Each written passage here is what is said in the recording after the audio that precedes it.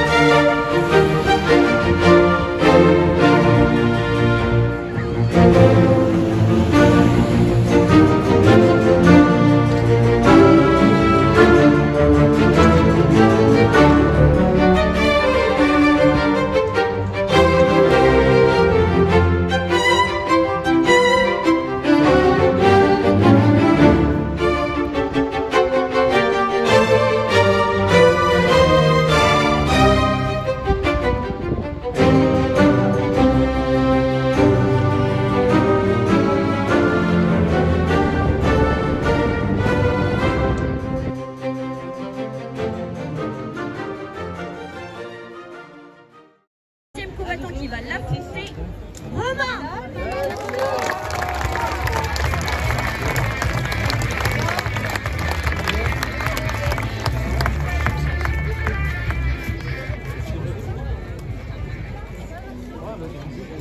Est-ce que les combattants sont prêts? Là. Est-ce que le public est prêt?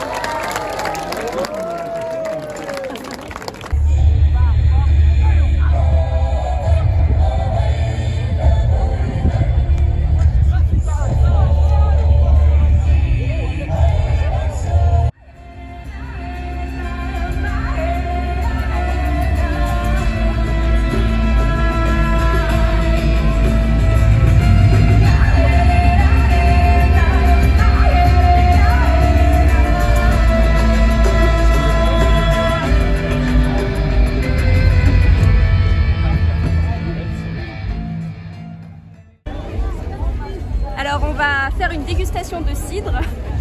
Donc il y a du demi-sec et du brut. On va voir quelle est la différence. Alors, je commence par lui.